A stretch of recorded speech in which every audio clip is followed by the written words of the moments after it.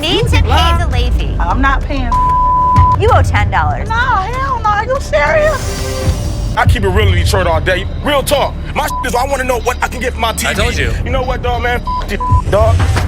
A woman storms in, furious over a fake diamond earring she claims burned her ear green. She waves a receipt and threatens legal action. Ashley immediately clocks it as a scam. The earring doesn't even match the one on the slip. The tension skyrockets as security gets involved and the customer starts threatening violence. I mean, how did we go from jewelry to fistfights in under 60 seconds? I paid $500 for this earring, and look what this done did to my ear. Ashley doesn't flinch. She tells the woman to walk out before things get worse. The customer rants about lawsuits, security threats, and shouts, "Come to Detroit, I'll wait," as she storms off. Seriously, over a $500 earring that looked like it came out of a vending machine? You can't make this stuff up. I'm not walking nowhere. Want to bet? And I know you ain't coming out here to touch me. What I want you to do right now. Cut to Les and Seth trying to clear out space in the warehouse. Seth is horrified to find Les's mountain of broken electronics has mutated from one shelf into a full-blown landfill. He calls Rich and demands a dumpster. This isn't just hoarding. This is junkyard Armageddon. Seth wants it gone, today. Every couple weeks, we do a quick inventory to see what needs to be on the sales floor. Another woman bursts in demanding her pawned earrings. She lost her ticket but has her ID. Ashley tells her it's a $7 fee without the slip, and that sets her off. Suddenly, it's accusations of theft, felons, and missing earring backs. The woman claims someone's wearing her earring backs right now. Drama overload. I'm in the AJ stockpile room. It's jammed. So here's what I want you to do. Call a dumpster. She then accuses an employee of literally stealing the backs off her earrings and putting them in her ears. Like, what? Ashley tries to calm her, but the woman won't stop screaming. She even threatens to whoop ass and F up someone's car. Is this over earring backs? You could cut the tension with a knife. Don't put nothing in my face. How the am I supposed to wear these without no bags on them? Meanwhile, Les finds out about the dumpster and goes nuclear. Seth tries to argue logic, value, and space. Les is clinging to this pile like it's gold. They fight about broken TVS, Power Wheels with 3 wheels, and forks. Yes, forks. You'd think Les was defending national treasure. Seth just told me he needed a dumpster. Are we building something? Are we moving something? Because I don't have a clue on what the hell a dumpster is. I don't know. I don't know what it's for. Finally, Les drops the hammer. No dumpster! But Seth isn't letting go. He calls Les a hoarder and pushes again. Ashley even joins in, siding with Seth. Together, they drag Les to the back and point at literal garbage stacked like a mountain. It's a full intervention. Fixing the problem and getting rid of it or cashing it in, you would have done it already. When's it enough? When I say it's enough. Typical Les line. It's enough. The highlight? Ashley picks up junk, declaring each item broken. Les fights back, saying it's all repairable. The standoff hits peak tension when Les dramatically holds up a mangled object and says, "You want broken? This is broken." Iconic. This is a 650-pound big son of a Russian bitch. Diamondback, and that's a 550-pound Razorback. Wow. Now we meet a new seller, Dwayne, who brings in a flute to sell. He admits it's from 7th grade and can't even play it well. But plot twist, he sings. And he's actually good. He belts out a tune that surprises everyone. From cracked flute to vocal talent, that's a redemption arc right there. I have this flute. I used to play instruments in like middle school. Really what I do is I sing. So I'm trying to get a plane ticket to Seth offers $30 for the flute. Dwayne counters with $35. They shake on it. A smooth, drama-free transaction in this store? It almost felt illegal. Seth genuinely wishes him luck on his Atlanta audition. Kinda wholesome for once. How sweet the sound. Really good. Really good. I mean, really, that was... Then enters a guy selling a magic mushroom ride from Italy. It's a kiddie ride for home use. Les is intrigued until he finds out it doesn't take coins. The guy wants $600. Les offers $75. They haggle hard, but he won't go below $200. Les walks. Gotta admit, that thing looked like Mario's fever dream. So, what is it? It's a magic mushroom kiddie ride from Italy. Back to the dumpster war. The dumpster literally arrives. Seth gives Les one last ultimatum. Say yes, and it all goes. Les dramatically pauses, then finally snaps, drop it. Seth celebrates like he won the Super Bowl. Les, he looks like he just buried a loved one. What do you want to do? It's here, your stuff's here, what are we doing? We all know that this stuff is garbage. We just need to convince my dad it's time for this stuff to go. They load up TVS, stereos, and decades of Les's memories. Watching Les mourn each item as it thuds into the dumpster, painful and hilarious. He even gets sarcastic. "I'm so happy, happiest day of my life," as he fake smiles like a man defeated.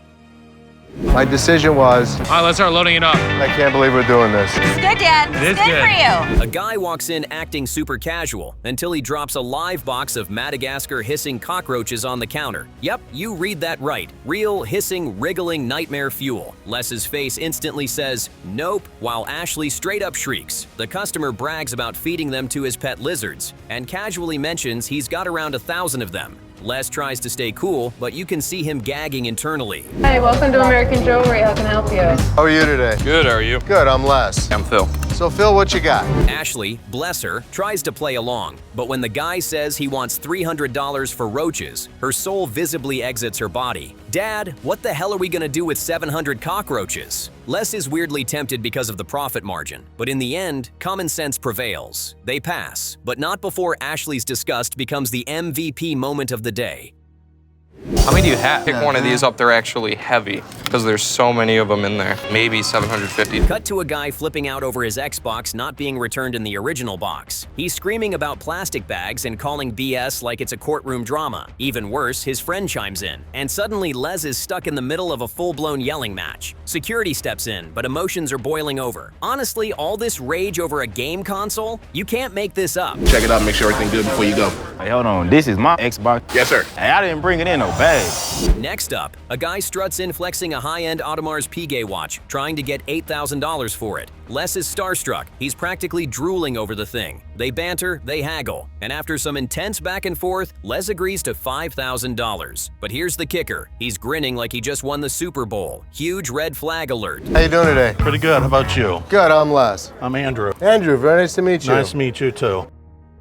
Les proudly parades the watch like a trophy, calling it one of the best deals he's ever made. Seth immediately goes into FBI mode. Dad, if it's too good to be true, you can feel the storm brewing. Ashley and Seth are both skeptical, but Les is in full denial. You know this is gonna go sideways fast. Check this baby out. Let me see. What do we get? This is absolutely one of the best deals I ever got. Meanwhile, a woman erupts over a $10 late fee on her layaway. She's shouting, spelling out insults like a rap battle, and Ashley fires right back. Next time you want to fight with me, bring the cash. This standoff over $10 turns into a full-blown showdown. The petty energy, absolutely unmatched. Okay, you know it's gonna be a $10 late fee for it. Are you serious? No, no, no, no, no, no. Somebody please help me. Hello? Then, a man rolls in pushing a tricked-out golf cart like it's a Tesla. It's got chrome wheels, a stereo, and air conditioning. Seth looks like he's trying not to laugh. Why? He asks. Because you can, the guy says proudly. He wants $8,500, and Seth offers $500. Talk about a slap in the rims. Nice golf cart. So my first question is, why? Because you can. It's an electric golf cart. The negotiation stalls immediately. The seller's face drops like a deflated golf ball. Seth genuinely thinks it's cool, but nobody is dropping 10 grand on a golf cart in Detroit. The guy drives off, slightly crushed, but hey, A for effort. It really was a golf cart with dreams of being a sports car. We're not even. No. So what's your lease? You know, I mean, I might drop 500, 750. Let me tell you. Back to the $5,000 watch drama. Seth drags Les into his office for a reality check. He runs the serial number on a legit authentication site, and boom, counterfeit. Les's face melts. Bullshit, he shouts, pacing like a man who just realized he got bamboozled. Talk about a twist. I still don't understand why Dad bought that watch. Here you have a $20,000 watch. The guy sells it for $5 grand, and he's so excited about it. They realize the scammer might be dumb enough to come back, and he does. Les confronts him hard. Either give me my money back or go to jail. The guy folds instantly like cheap laundry. He hands the cash back, looking like a kicked puppy. Les gets his money, but man, the sting of that ego hit, you could feel it through the screen. Mother back. Hey, I'm looking for Les. Earlier today, this mother Big watch collector? I like watches, yeah. Les is still fuming. That was the best counterfeit I've ever seen, he admits. Seth, smug but not gloating, gives the classic I told you so energy without saying a word. Ashley just nods like, yeah, Dad, maybe listen to us next time. Honestly, this whole situation was a masterclass in fake it till you scam it. getting beat ever. That was absolutely the best counterfeit watch I've ever seen in my life. As if things couldn't get weirder, a guy walks in demanding a security job, but he's clearly unqualified and borderline delusional. He says Rich promised him a gig. Rich has no idea who he is. Tension ramps up fast. Shouting, cursing, the works. Security escorts him out while Ashley grins. Shortest employment ever, she jokes. Comedy gold. I need a job application. Okay, what position are you wanting? I'm trying to be security. Okay, let me get it for you. And just when Les thinks it's over, he has to call the watch scammer back under the pretense of buying another watch. When the guy returns, Les and Seth double team him with questions and slam him again with the truth. Another counterfeit. This time, Les is ready. The scammer buckles and hands over the refund. Talk about sweet revenge. Big watch collector? I like watches, yeah.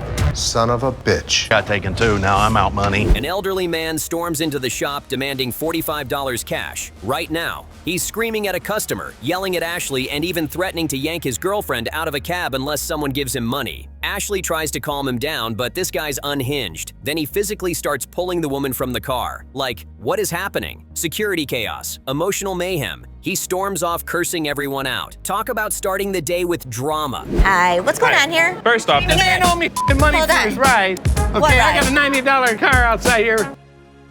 Next up, a slick Ford F1 hot rod rolls in and Les is intrigued. The customer claims it's a historical gem from Detroit's Parker's garage, but things turn sour fast. The guy wants $19,500, but Les points out it's not original. That sets the seller off. He accuses Les of being clueless about classic cars and calls him a salesman from the hood. Whoa, Les hits his limit. Take your car and get the hell out of my garage. Brutal shutdown.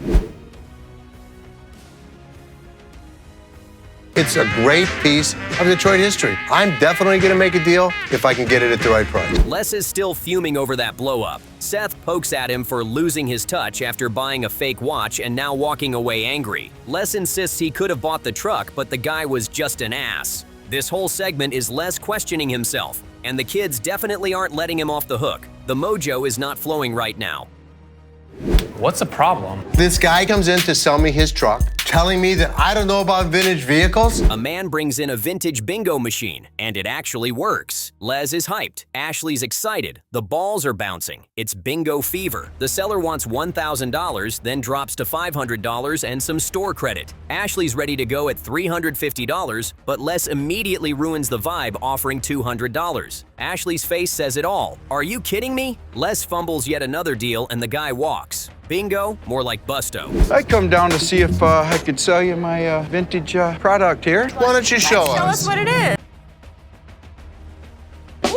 And then, a guy starts flossing his teeth in front of Seth. Mid-negotiation, mid-conversation, mid-drama. He even flicks plaque into Seth's face. Absolutely disgusting. Seth's gagging, but still tries to process the loan. Then, plot twist. The diamonds? Totally fake. Just glass. The seller loses it, cursing, yelling, blaming everyone while Seth's dry heaving from trauma. This might be the most stomach-churning moment in pawn shop history. It's mid-flavor, gotta keep my breath fresh. I got it. So, how much are you looking for? I paid a lot for those. A guy brings in a 1959 50th anniversary Erector set with over 325 parts. Seth tries to make a deal, but the seller's not budging. It turns into a $10 standoff. $10. Les steps into save the deal with a $45 store credit offer, and the guy accepts. Seth's eye roll is iconic. My dad saved us $5? That proves nothing. You can practically feel the secondhand embarrassment. It's a 1959 50th anniversary Erector set complete. Motor still works. Says over 325 parts. How'd you get it? Came across it at a garage sale. And now, the most controversial item of the episode, a 1968 Volkswagen van used by Dr. Deathjack Kevorkian. Yes, the Kevorkian van. Les is intrigued and creeped out. The seller wants 6 figures for it. 6. Les tries to reason, countering with $30,000. The haggling spirals. 30, 35, 40. This guy won't budge. But Les, oh boy, he's got a plan. This is a 1968 Volkswagen van owned by Dr. Death, Jack Kevorkian. Instead of raising the offer, Les suggests flipping a coin. I repeat, a coin flip for $20,000 or $40,000. Ashley and Seth are losing their minds. He's risking $20,000 on a 50-50 gamble. Les is on tilt. It's giving full crisis energy, like a man trying to reclaim his throne through pure chance. And he's dead serious. You ever hear Jack Kevorkian? His van's in the back. Did you buy it? Not yet. The guy's got the original title. It's it. I want to see everything. Ashley's having a meltdown. Seth's convinced their dad's officially lost it. Les? calm as ever. I don't give a damn. I'll flip him. At this point, you're watching a man throw decades of experience into the air. Literally. Ashley calls him an idiot. Seth looks ready to cry. And Les? He just smiles. Listen, 40 or 20. Let's flip a coin. Here it is, the most intense coin flip in pawn shop history. The seller calls heads, the coin spins, everyone's holding their breath. Boom, tails. Les wins. $20,000 for one of the most infamous vehicles in Detroit. He grins, cool as ice, while Seth's jaw is still on the floor. Go. Call it once in the air. Nails it in. Les shakes the seller's hand like a king reclaiming his crown. What are you gonna learn to believe, kid? Seth's stunned. My dad's the luckiest son of a bitch I've ever seen in my life. After all that chaos, one lucky flip redeems him in the eyes of his children. Well, kind of. I really thought my dad had lost it. You're gonna learn to believe, kid. But my dad's the luckiest son of a bitch I've ever seen in my life.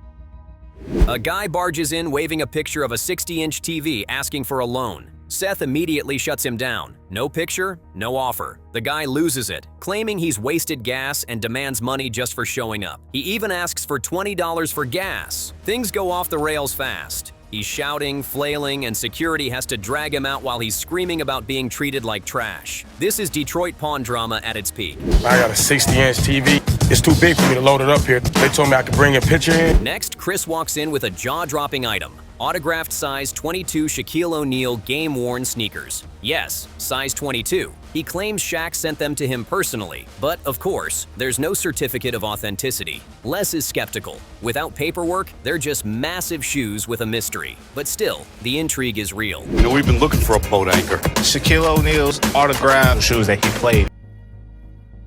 Dennis does some quick research and finds that authenticated Shaq shoes go for big money. Les joins in and scoffs at the $1,000 asking price. Chris drops to $600, then $200. They eventually land on a deal, $225 for the pair. Les jokes about wearing them himself, and you can just feel the pawn shop pride. Who knew selling boat-sized sneakers could be such a journey? They're real cool. Problem is, I have no certification that Shaquille signed these. Then things take a shady turn. A ring is found on the floor, supposedly from a box on an employee's desk. Ashley isn't buying the "I dropped it" story. Les tries to downplay it, calling it a careless mistake, but Ashley's not convinced. The seed of suspicion is planted, and we're off to the races on this internal mystery. This ring was found on the floor, and it was in one of the boxes on my desk. Wasn't me. You sure didn't drop it? I didn't. You said it was in a box. It was. Out of nowhere, a furious woman explodes in the store. She's screaming, on the phone, and then flips out on Ashley just for walking too close. The back and forth is heated. She refuses help, demands someone else, and threatens Ashley with, "Walk up on me again and find out." Security should have handed her popcorn and called it a movie. Miss, I'm on the phone, okay? Can you respect my privacy a little bit and step back if you're a little too close? A man comes in with a rare World War II German U-boat torpedo watch. This thing's not just cool, it's museum-level cool. Les's eyes light up. The guy wants $1,000, but Les knows there's no pricing data anywhere. It's that rare. After some back and forth, they close the deal at $350. Watching Les snag a piece of war history like that? Epic. I've got a World War II torpedo watch from a German U-boat ace. When you launch them, they would time the torpedoes. Suddenly, the mystery deepens. More items are found on the floor by an employee's desk. Les is no longer brushing it off. Seth checks the security footage, except there is none. The camera footage is mysteriously missing. That's a massive red flag. The pawn shop might have a thief inside, and paranoia sets in. Were you either one of you guys at my desk? No. Now what? Well, now I found all this on the floor. Are you me? I am not. Jeff proposes a sting operation. He'll set jewelry out in a specific order and check in the morning. If anything moves, they'll know. Les agrees, but only 3 people can know. It's like a pawn shop spy thriller. Forget Ocean's 11. This is Les's 3. I think I can set them up. I can clean off my desk and set some jewelry up in a certain order, and that way when I come in the morning. Then comes a lighthearted moment with a group shopping for sports jerseys. Seth shows off his collection, including an autographed Red Wings jersey and some vintage classics. Their eyes light up, and then Seth drops the kicker, Shaq's Laker shoes. Now certified, they're all in. Seth bundles the deal for $3,000 and seals it. That's how you turn size 22 sneakers into a profit. I need a couple of jerseys for the office. What do you got? Old English D, Detroit Red Wing style. That's sweet. Autographed by the entire team. Just when you think it can't get crazier, it explodes. A man storms in, enraged that his pawned camera was sold. He starts shouting, gets in Les's face, and threatens to kill him. Security rushes in, and the tension hits the roof. Les is unfazed, holding his ground like a boss. This isn't just drama, it's danger. Yo, look. You gonna what? You heard what I said. I didn't hear what you said. Tell me what you're gonna do to me. Watch your... Ashley calls the cops and the man is escorted out. He later apologizes, but Les makes it clear, no threats will be tolerated. The whole shop feels the weight of that moment. This isn't just a store anymore, it's a war zone. Hi, I have a threat up here at American Jewelry and Lawn right now. We're all concerned about the safety of my employees and the customer. Finally, Les puts the sting plan into motion. Jewelry is arranged, the magnifying glass is positioned, and nobody else can know. Suspicion is everywhere, with customers threatening staff and security footage mysteriously vanishing. This shop is on high alert. The episode closes on a chilling note. Anyone could be the thief. Jeff's gonna set up some jewelry on his desk. He's gonna put his magnifying glass on top. When he comes back in the morning, he'll see if somebody moves it.